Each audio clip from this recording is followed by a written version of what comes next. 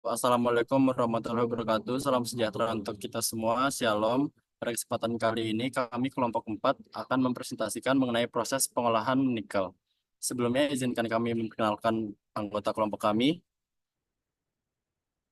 Yang pertama, saya sendiri, Bagus Ketut Krishna Biomantara dengan NIM akhir 045.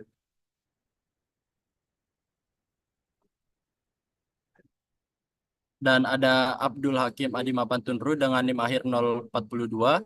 Dan ada Siti Nurhijar Hasu dengan NIM akhir 041. Dan ada Satria Wibowo Susilo Putratio dengan NIM akhir 040.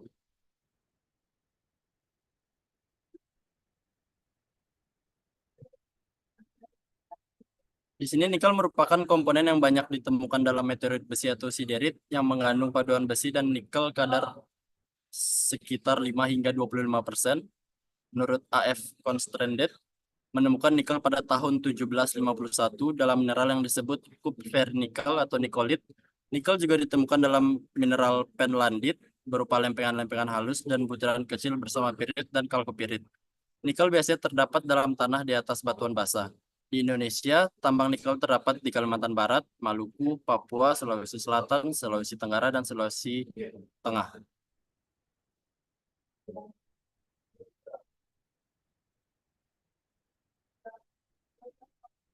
Di sini terdapat sifat-sifat nikel. Ini dibagi menjadi dua. Yang pertama ada sifat fisik.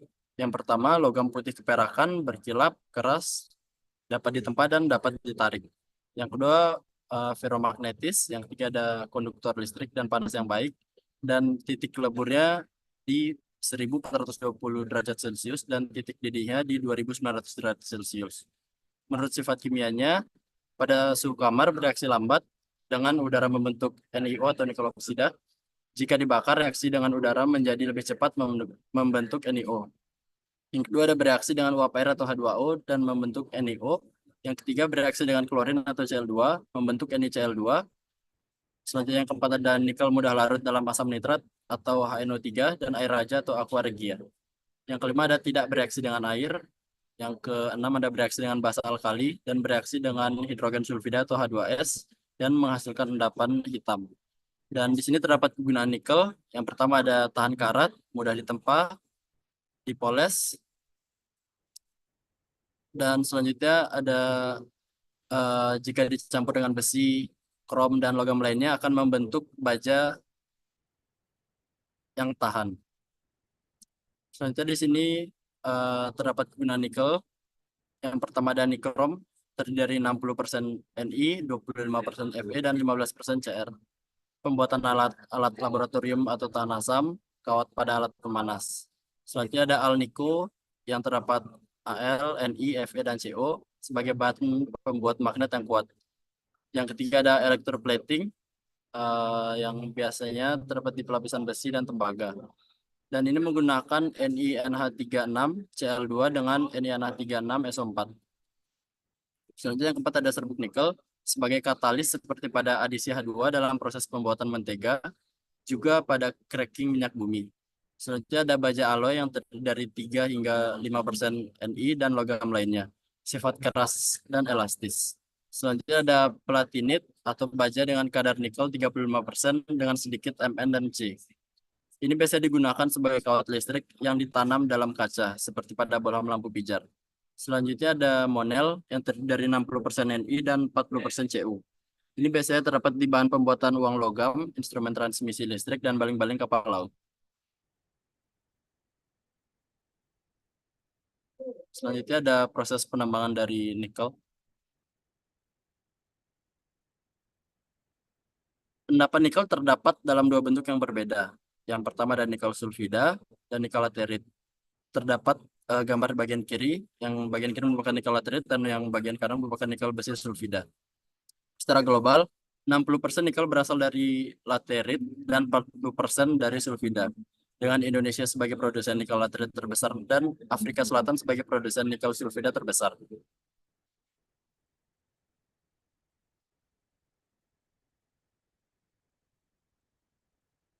Biji nikel sulfida, endapan nikel yang terjadi sebagai mineral kompleks yang mengandung tembaga dan sedikit logam mulia serta kobalt. Biji ini umumnya ditemukan di negara seperti Kanasa, Australia, dan Finlandia. Selanjutnya ada biji nikel laterit, yaitu endapan yang masif di permukaan tanah atau subsurface dengan karakteristik mineralogis yang cukup kompleks. Dan biji ini banyak terdapat di Indonesia, Filipina, Kaledonia, dan Dominika. Di alam, proses penambangan nikel terdapat yang pertama mengupas tanah permukaan hingga 10-20 meter. Selanjutnya lapisan tanah mengandung nikel berkadar tinggi selanjutnya diambil dengan menggunakan alat mekanis atau non-mekanis dan diangkut untuk diolah di pabrik dan sebagian ditimbun di sekitar wilayah perairan pesisir untuk selanjutnya dalam bentuk mentah diekspor ke luar negeri.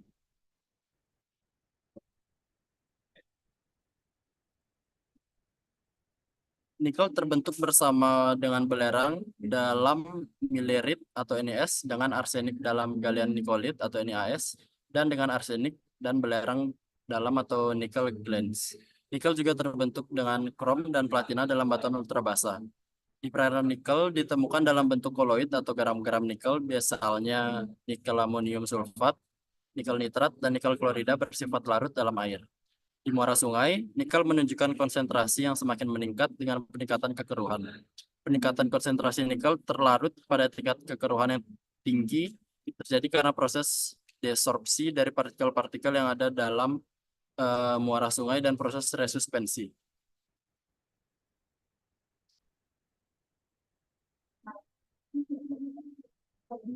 Sistem penambangan nikel di Indonesia adalah dengan sistem tambang terbuka seperti open cast atau sistem open pit karena resource dan reserve nikel umumnya terletak tidak terlalu dalam dari permukaan. Dan selanjutnya saya akan menjelaskan mengenai beberapa tahapan dari penambangan nikel yang terdapat di Indonesia. Yang pertama adalah land clearing yang merupakan proses awal dari sebuah penggalian mineral biji nikel. Dan pada proses ini vegetasi yang terdapat di atas cadangan nikel dibersihkan terlebih dahulu untuk memudahkan pembongkaran dan penggalian material tanah penutup dan biji nikel akan dilakukan.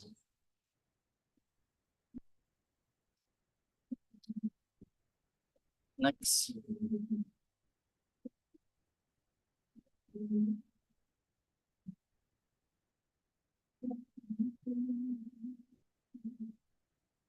Selanjutnya ada topsoiling. Pada tahap ini lapisan tanah pucuk atau topsoil yang mengandung humus dan unsur hara dikupas. Diangkut lalu ditimbun pada suatu lokasi khusus dan hal ini dilakukan agar kondisi dan komposisi tanah pucuk tersebut tidak berubah dan dapat digunakan kembali setelah operasi penambangan selesai. Dan ini biasa dilakukan pada saat proses reklamasi dan revegetasi.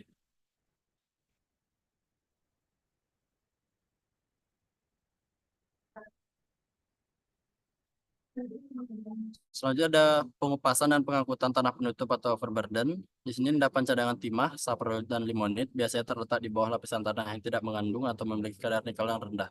Sehingga untuk menambangnya diperlukan overburden terlebih dahulu. Dan proses ini akan menggunakan kombinasi peralatan tambang berupa backhoe dan dump truck. Dan tanah penutup yang telah dikupas tersebut kemudian akan ditimbun pada lokasi penimbunan atau disposal area.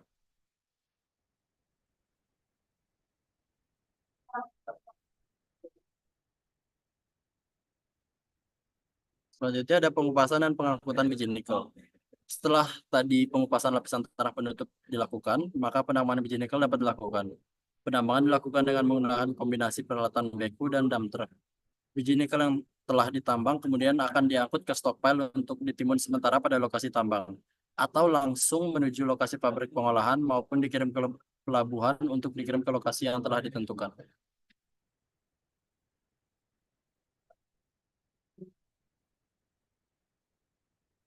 Di sini terdapat penimbunan. Di sini kegiatan penambangan akan menghasilkan cekungan-cekungan pada bekas lokasi penambangan. Oleh karena itu perlu dilakukan penimbunan pada lokasi bekas tambang sehingga perubahan bentang alam yang terjadi dapat diminimalisir. Dan kegiatan penimbunan biasanya menggunakan kombinasi antara backhoe dan bulldozer.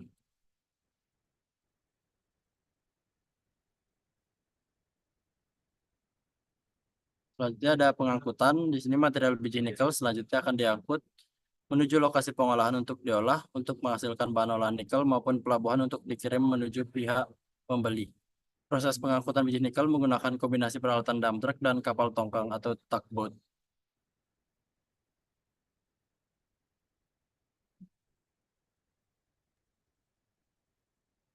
Pengolahan nikel.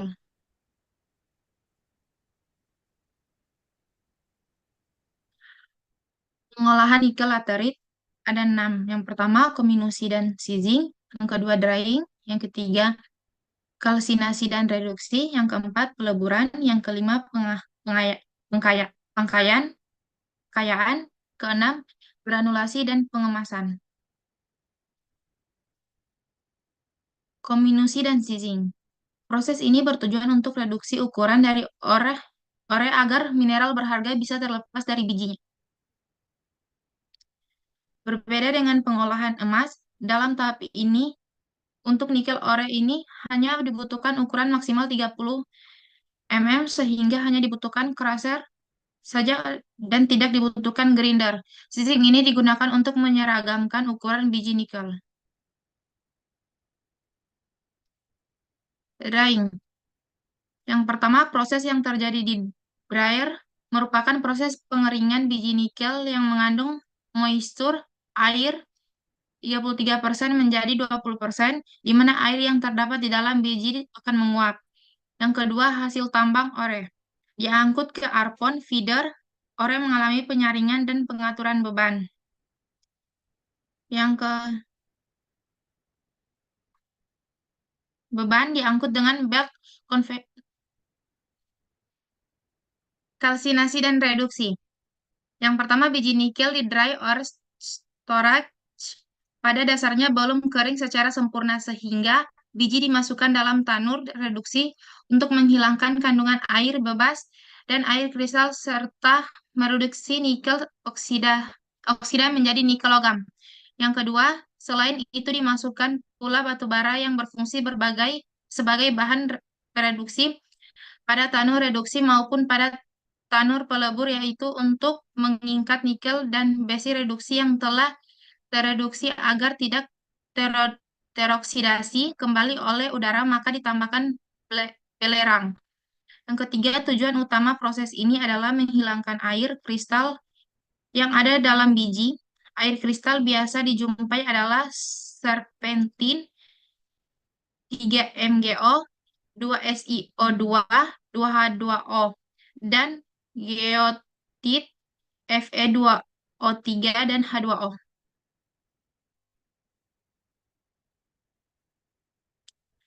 Kalsinasi dan reduksi. Peleburan.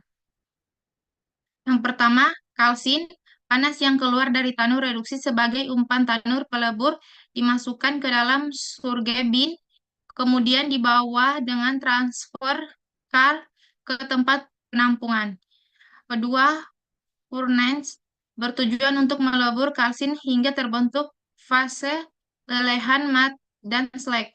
Dinding furnace dilapisi dengan batu tahan api yang didinginkan dengan media air melalui balok tembaga.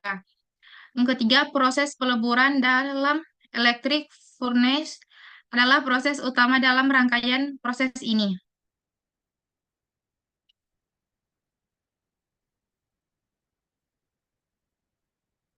Peleburan.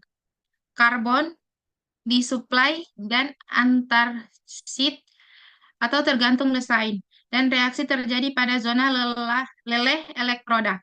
COG yang dihasilkan dari reaksi ini ditambahkan dengan COG dari reaksi Boudard mereduksi NiO dan FeO serta Fe2O3 melalui mekanisme solid gas reaction, reaksi tidak langsung. Selanjutnya akan dibacakan oleh Saudara Bowo. Baik, terima kasih, Saudara Adi. Selanjutnya kita lanjut ke dalam pengayakan. Yang pertama, pengayakan adalah suatu proses yang bertujuan untuk menaikkan kadar Ni di dalam met dari 27% menjadi di atas 75%. Met yang memiliki berat jenis lebih besar dari slag diangkut ke tanur pemurni atau konverter untuk menjalani tahap pemurnian dan pengayaan. Proses ini terjadi dalam tanatur pemurni adalah peniupan udara dan penambahan silika. Proses ini adalah menghilangkan atau memperkecil kandungan sulfur dalam Fe Ni disebut desulfurisasi. Desulfurisasi dilakukan agar FeNI dapat digunakan sebagai umpan untuk pembuatan baja. Baja yang bagus kandungan sulfurnya maksimal 20 ppm, sedangkan kandungan sulfur pada crude FeNI masih sekitar 0,3%. Oleh karenanya, perlu diturunkan kandungan sulfurnya. Reaksi eksotermik sehingga tidak perlu pemanasan lagi pasca smelting. Dan di bawah adalah rumusnya. Next.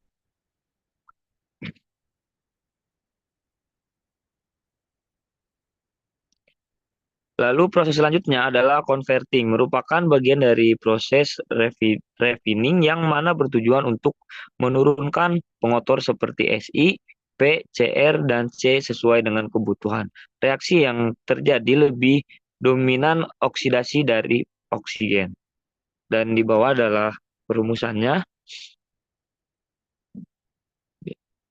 Nah, ini adalah gambar dari alat pengayakan yang dimana di sini proses pengayakan biasanya dilakukan. Granulasi dan pengemasan. Untuk mengubah bentuk mat dari logam cair menjadi butiran-butiran yang siap diekspor setelah dikeringkan dan dikemas, mat dituang ke dalam tandis sembari secara terus-menerus disemproti dengan air bertekanan tinggi. Yang dimana proses ini menghasilkan nikel matte yang dingin, yang berbentuk butiran-butiran halus. Butiran-butiran inilah yang kemudian disaring, dikeringkan, dan siap untuk dikemas. Lalu selanjutnya, proses pengolahan nikel laterit, teknologi dan proses pengolahan nikel laterit. Primetalurgi atau proses ekstraksi biji nikel dengan menggunakan suhu tinggi. Teknologi ini digunakan untuk kriteria biji dengan kadar nikel yang tinggi, kurang lebih 1,5%. Hasil akhir berupa ferronikel dalam bentuk ingot atau granular nikel matte. Lalu yang berikutnya adalah hidrometalurgi. Proses ekstraksi biji nikel menggunakan proses pelindian atau leaching dengan memakai reagen-reagen tertentu. Teknologi ini digunakan untuk pengolahan biji nikel dengan kadar rendah. Hasil akhir pengolahan berupa nikel atau Ni. Selanjutnya akan dilanjutkan. Nah, terakhir adalah pirometalurgi. Produk utamanya yang pertama logam panduan ferronikel tadi. Komposisi kimianya high carbon FeNi 23,4%, Ni 1,75% C, lalu low carbon FeNi 24,4%, Ni 0,01% C. Produk samping terak campuran logam oksida. Lalu kondisi proses mempunyai kadar nikel tinggi sampai 2,2% Ni, rasio FeNi rendah 5-6, kadar MgO tinggi, rasio SiO2 MgO 2,5. Selanjutnya akan dilanjutkan oleh saudara Adi. Selanjutnya akan saya bacakan tentang proses metalurgi. Jadi dari biji akan diproses terlebih dahulu, akan di-crushing, di-crushing beberapa tahapan, primary crushing, secondary sama tertiary. Kemudian akan dilakukan peleburan. Hasilnya akan berupa matte sama terak. Teraknya ini akan dibuang. Kemudian nanti akan diproses yang ketiga, konverter. Matte yang dihasilkan dari peleburan selanjutnya diolah dalam konverter Bessemer. Proses ini bertujuan untuk meningkatkan kadar nikel dalam matte dengan cara mengoksidasi besi dan sulfur hasil dari proses ini. Nah, kemudian akan berupa produknya itu akan berupa terak yang dihasilkan pada tahap ini juga dibuang atau tidak dileburkan kembali jika masih ada nikelnya. Kemudian ada matte Bessemer. Ini akan dilakukan proses penggilingan, crushing dan grinding. Lalu kemudian pemanggangan. Matte yang telah digiling dipanggang dalam tungku pemanggang. Proses ini bertujuan untuk mengoksidasi nikel menjadi oksida nikel. hasilnya itu hasilnya berupa oksida nikel, senyawa nikel yang akan diolah lebih lanjut, dan kemudian menghasilkan gas dan debu. Produk sampingan yang perlu ditangani secara khusus karena mengandung polutan. Lalu kemudian nanti direduksi, oksida nikel direduksi dengan menggunakan arang atau karbon dalam tungku reduksi. Proses ini mengubah oksidasi nikel menjadi nikel logam. Hasilnya berupa nikel, kemudian berupa terak. Teraknya nanti akan dibuang. Lalu tahapan terakhir akan menjadi produk. Dikumpulkan di stok. Lalu kemudian ya, bisa dilihat pada diagram alir tersebut menunjukkan proses produksi ferronikel. Tahapan pertama itu pengambilan biji nikel, kemudian pengangkutan, penghancuran, pengayakan, pengeringan, pencampuran. Nah, biji nikel yang telah dikering ini dicampur dengan bahan-bahan lain seperti antrasit, bahan bakar atau batu kapur atau limestone dan bahan-bahan lainnya. Kemudian tahap peleburannya dipanggang, kemudian penyiapan sementara hasil net box atau top bin.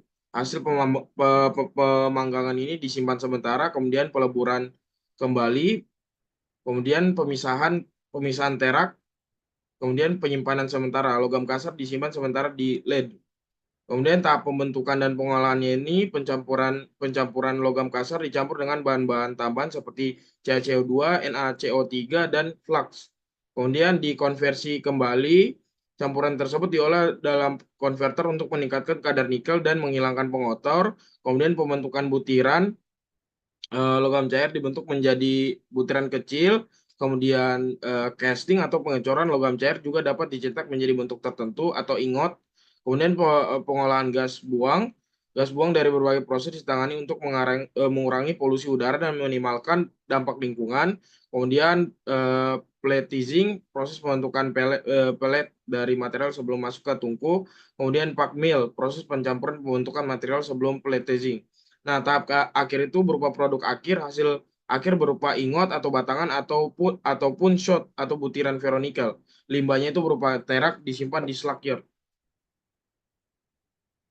Kemudian hidrometalurgi bekerja pada tekanan atmosfer dan temperatur sekitar 100 derajat Celcius, dapat digunakan untuk memproses biji limonit maupun saprolit sehingga memaksimalkan penggunaan sumber daya laterit yang tersedia. Memiliki emisi gas CO2 yang rendah karena penggunaan energi fosil yang sangat rendah, hampir dapat memenuhi kebutuhan energi sendiri. Residu yang dihasilkan berupa padatan dan tidak merusak lingkungan. Setelah pengeringan dapat disimpan di tempat penyimpanan, dapat memisahkan nikel dari kobalt untuk menghasilkan dua produk yang berbeda.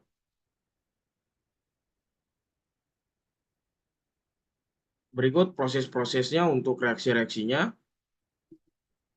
Nah, untuk prosesnya sendiri ini bisa dilihat dari mulai penambangan di pit, kemudian penambangan di biji nikel dan kobalt ditambang secara terbuka dan diangkut ke pabrik pengolahan.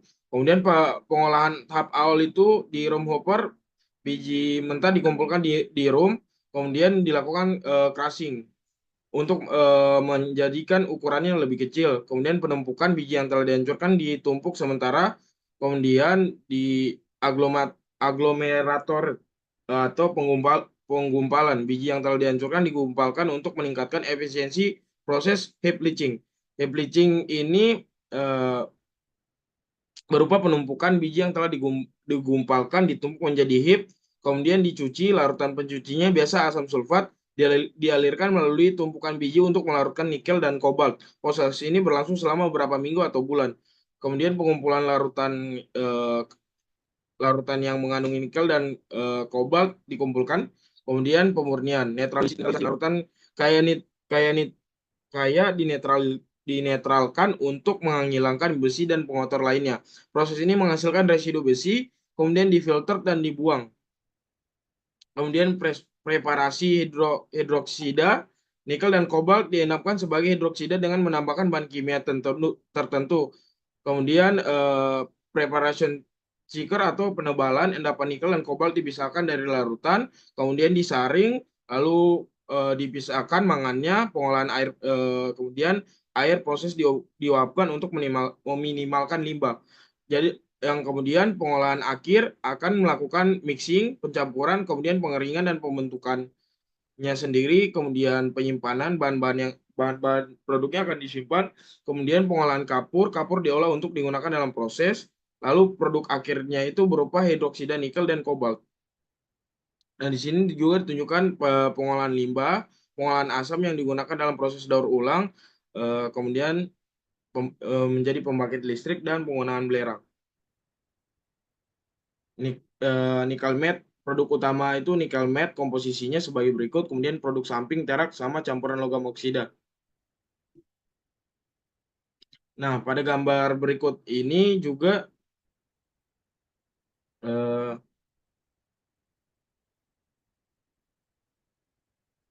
sama yang seperti tadi. Kemudian diagram alur pembuatan NPI dan blast furnace sebagai berikut, bisa dilihat.